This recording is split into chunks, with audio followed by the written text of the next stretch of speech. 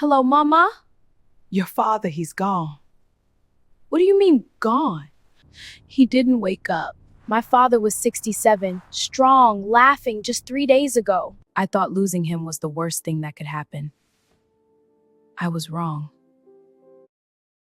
My name is Anita, and I need to tell you about the day my life split into before and after. The day I discovered that my father the man.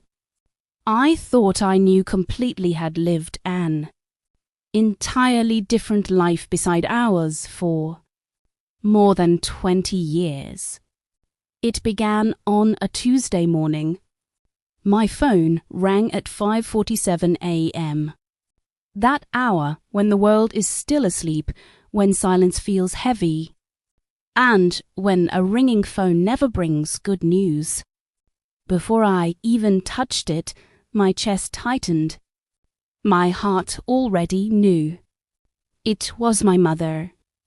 Her voice was broken, shattered by crying so deep I could barely understand the words. Your father, he's gone. He didn't wake up this morning. I tried to shake him, Anita, on God. He's gone. I sat up in bed, frozen. Gone? How could he be gone? My father was only 67. Yes, he had high blood pressure. Yes, he didn't exercise as much as the doctors advised. But he was fine. At least, that's what we all believed. We had spoken just 3 days earlier.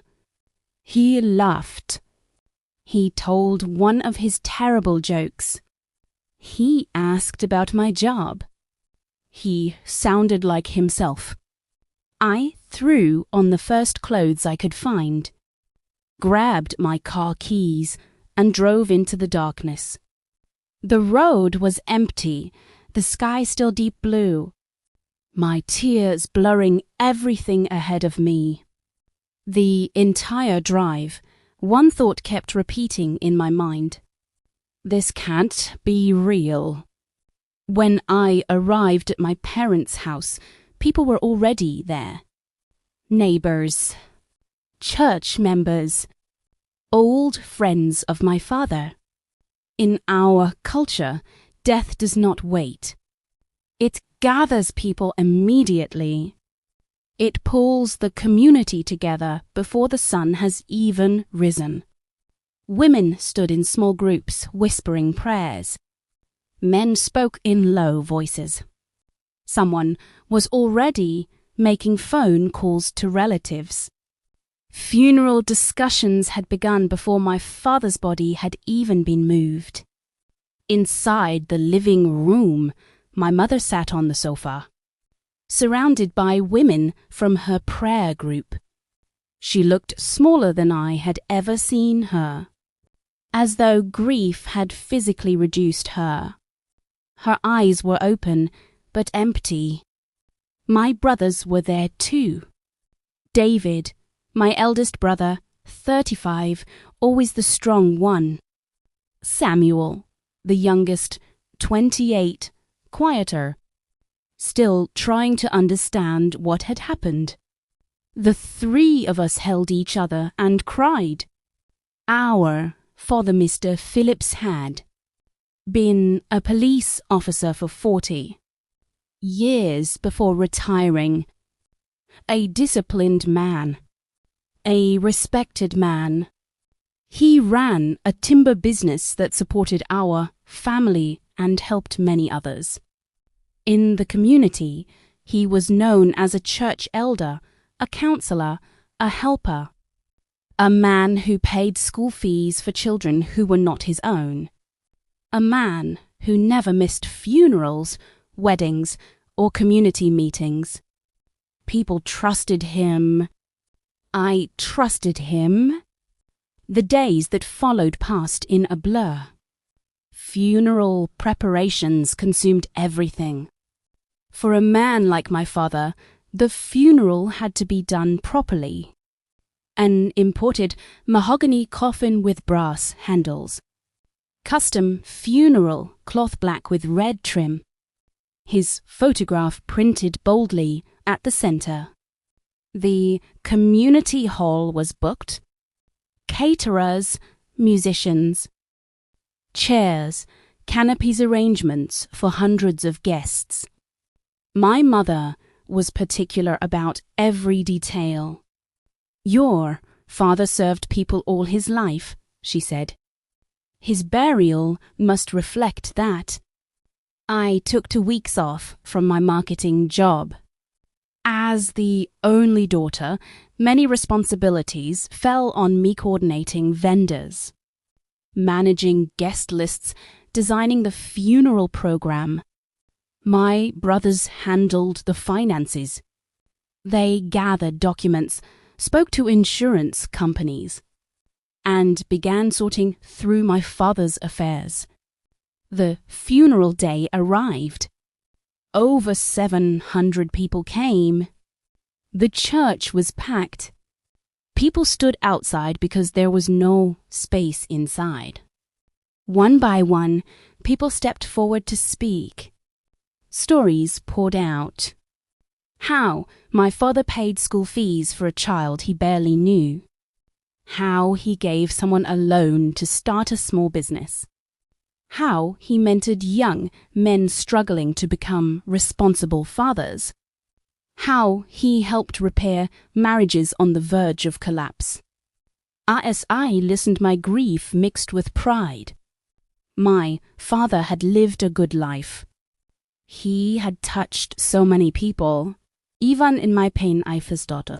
If only I had known that everything I believed about him was about to change. 3 days after the funeral, we gathered at my father's lawyer's office for the reading of the will. The office was small, old, and familiar above a pharmacy on the main street. The kind of place that had existed for decades.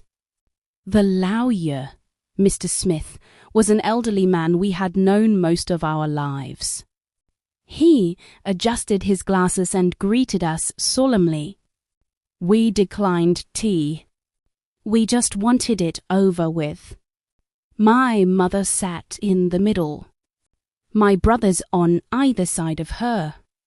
I sat slightly apart, beside my uncle and aunt, as tradition required.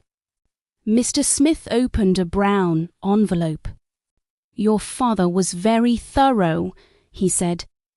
"He updated his will 8 months ago. He wanted everything to be clear." He began reading. The family house went to my mother. After her lifetime, it would be shared among us. That made sense. His pension and life. Insurance about $200, and $50,000 were to be split. 40% to my mother, the remaining 60 among the 3 of us. Fair, expected. His car went to David. His books and furniture to Samuel. His watches to be shared among us. Then Mr. Smith paused. "There is one more property," he said slowly, "that you may not be aware of." We leaned forward. "Your father owned a fully paid 3-bedroom house in Tema." I frowned. "Tema? This property goes entirely to Miss Anita." The room went silent. I felt every eye turn toward me. David's face darkened instantly. "There is more," Mr. Smith continued calmly. "The house has had a tenant for the past 15 years.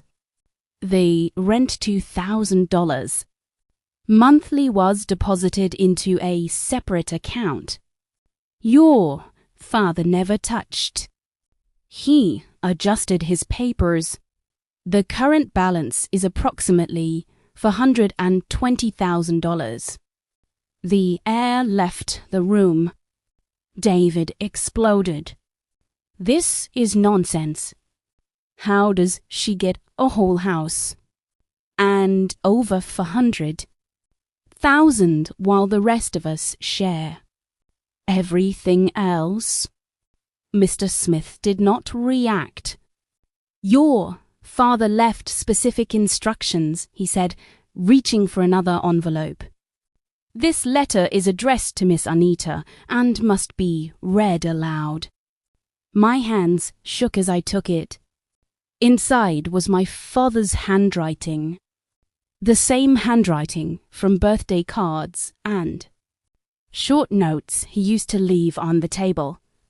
I swallowed and began to read. My dear Anita. And in that moment, without realizing it, I crossed the point of no return. Could feel my brothers staring at me as I unfolded the letter. My fingers trembled so badly that the paper shook. For a moment, I considered asking Mr. Smith to read it instead. But something inside me needed to hear my father's voice one last time. Even if it came with pain. I cleared my throat and began. My dear Anita, if you are reading this, then I am no longer here, and for that I am sorry. I know I should have said many things while I was alive, but I was a coward in the places where courage mattered most. The room felt smaller with every word. I am proud of all my children, but you, Anita, carry a heart that sees beyond anger. That is why I am trusting you with the truth I could not carry to my grave. My mother shifted beside me. I could feel her body stiffen. For over 20 years, I lived a double life. Not out of love at first, but out of weakness. There is a woman named Stella. She came into my life during a difficult season in my marriage. When I was lonely, tired, and foolish. My mother let out a sharp breath, like the air had been punched out of her lungs. I wanted to stop reading. I wanted to fold the letter, stand up, and walk out. But my father pulled me forward, dragging me into a truth I could not escape. Stella was never your mother's replacement. She was my mistake, but she became part of my responsibility. David stood up abruptly. What rubbish is this? He snapped. Read faster. Let's finish this nonsense. I continued, my voice barely steady. She knew I was married. I never promised her marriage, but I promised her dignity and protection. When she became pregnant, I panicked.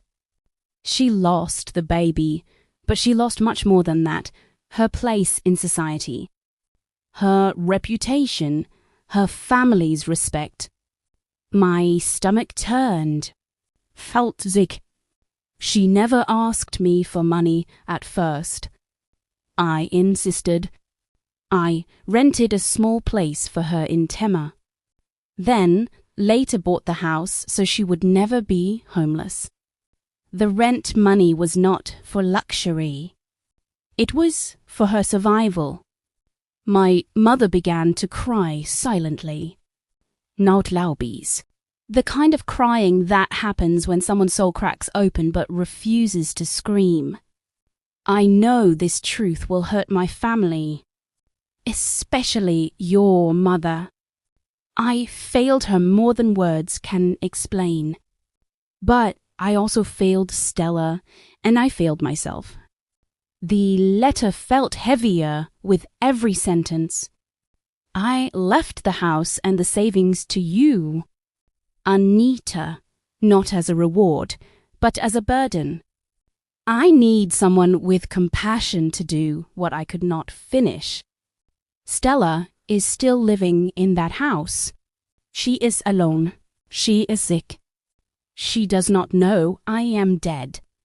The room erupted. My uncle shouted.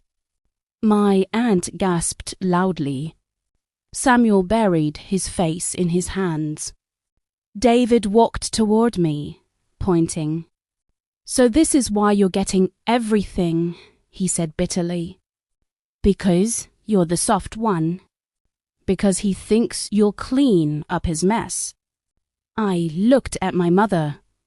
She hadn't moved. Her eyes were fixed on the floor, as if she were afraid to look up and confirm that this nightmare was real. I finished the letter with tears streaming down my face. "Please, Anita, do not let hatred decide what happens next. Whatever you choose to do it with the heart I know you have. Forgive me if you can. Your father, Emeraldant Phillips." The silence afterward was worse than the shouting. My mother stood slowly. "I need to go home," she said quietly. "C'est was all. No quests, no accusations, no tears left to give." The drive home was unbearable. No one spoke. That night, the house felt different, empty, cold, as if the walls themselves had learned the truth and were ashamed to hold it. For days, my mother barely left her room. Food went untouched. Phone calls unanswered. David avoided me completely. When he did speak, his words were sharp, poisoned with resentment. Samuel tried to mediate, but he was drowning too. And to me, I couldn't sleep. Every time I closed my eyes, I imagined a woman I had never met. Stella, living quietly in a house my father owned, unaware that the man who had supported her for years was gone. I imagined her opening her door every month, waiting for rent that would never come, waiting for a man who would never return. Against everyone's advice, I decided to go to Tema. I didn't tell my brothers until the morning I was leaving. David laughed when I told him, "So now you're going to play savior?" "I just need to see her," I said. "I need to understand." My mother said nothing. She simply nodded once, her face still heavy with grief and betrayal. The drive to Tema felt longer than it should have. The city buzzed with life, traffic horns, street vendors, laughter. Music, completely unaware that my world was unraveling. When I arrived at the house, I sat in my car for a long time. It was modest, well-kept, painted a soft cream color. Bougainvillea climbed the fence. The kind of house that blended quietly into the neighborhood. I knocked. Footsteps approached slowly. The door opened, and there she was. Stella. She was thinner than I expected. Her face carried the exhaustion of someone who had cried too much and slept too little. Her eyes widened when she saw me, confusion, fear, recognition all mixing at once. "You must be Anita," she said softly. My throat tightened. "Yes." She stepped aside and let me in. The living room was simple, clean, no luxury. "Just so while." She sat across from me, folding her hands tightly in her lap. "He hasn't called in days," she said, her voice trembling. I was afraid something had happened. I looked at her. This woman was not a villain. She was not a monster. She was a human being trapped in the consequences of a man's choices. I took a deep breath. My father is dead, I said. Stella's face collapsed. She didn't scream. She didn't fall. She simply covered her mouth and began to shake. I loved him, she whispered. I knew I could never have him, but I loved him. And in that moment, standing in that quiet house in Tema, I realized something terrifying. My father's death was not the end of his secrets. It was only the beginning. I did not tell Stella everything that first day. I could not. I stayed with her for hours, listening as she spoke about my father in fragments. The man he was when no one was watching. The visits that always ended before nightfall. The phone calls he never answered in public. The birthdays spent alone. The promises he never made but the hope she carried anyway. She never once called herself his wife. She never claimed ownership.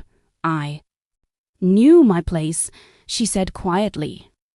I was never more than the woman on the side. Your father made that clear from the beginning. Those words cut deeper than anger ever could. When I returned home that evening, my mother was waiting for me in the living room. She looked different, not weak, not broken, just resolved.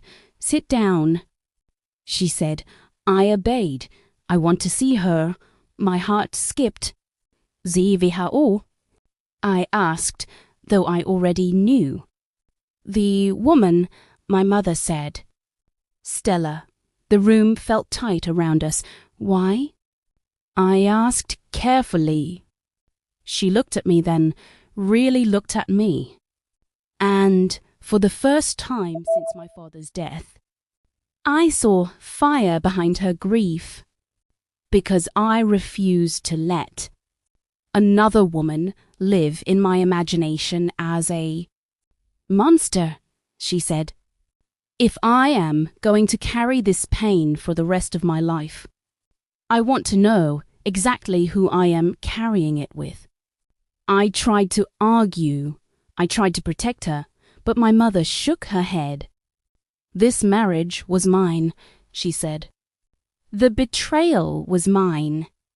I will not hide from it. 2 days later, we drove to Tema together. The silence between us was heavy, but not hostile. Just filled with things we did not know how to say. When we arrived, Stella opened the door and froze. She did not need an introduction. She knew immediately who my mother was. Stella dropped to her knees. I'm sorry, she cried. I am so sorry. I never wanted to hurt you. I never wanted to destroy your home. My mother. Still, she did not shout. She did not slap her. She did not even cry. She simply said, Stand up. Stella obeyed, trembling. They sat across from each other like two women bound by the same wound, inflicted by the same man. I want the truth, my mother said calmly. Not excuses. No tears. C'est trop. And Stella told it. She spoke of loneliness, of being young and naive, of falling into a relationship she knew was wrong but did not know how to leave, of being hidden, of being chosen only in secret. I was never proud of being the side chick, Stella said, her voice breaking. But I was already inside it before I realized how deep it would scar me. My mother listened. When Stella finished, my mother spoke softly. You took something from me, she said. But my husband gave it to you freely. That is the truth I must live with. Then she stood. I forgive you, she said. Not because you deserve it, but because I refuse to let my husband's sins poison what remains of my life. Stella collapsed into tears. Eine Witnessfinger is that painful, said powerful. That should have been the end. But life is rarely that kind. Weeks later, Stella fell seriously ill. What we thought was exhaustion turned out to be far worse. The diagnosis came quietly, without drama advance. The kind discovered too late. The kind that does not ask permission. My brothers found out. David was furious. So now we're supposed to spend family money on our father's side chick. He shouted. She is still human, I replied. She is still his mistake, he shot back. My mother surprised us all. She will not be abandoned, she said firmly. No woman deserves to die alone because of a man's cowardice. Stella moved into a care facility closer to us. My mother visited her. Not every day.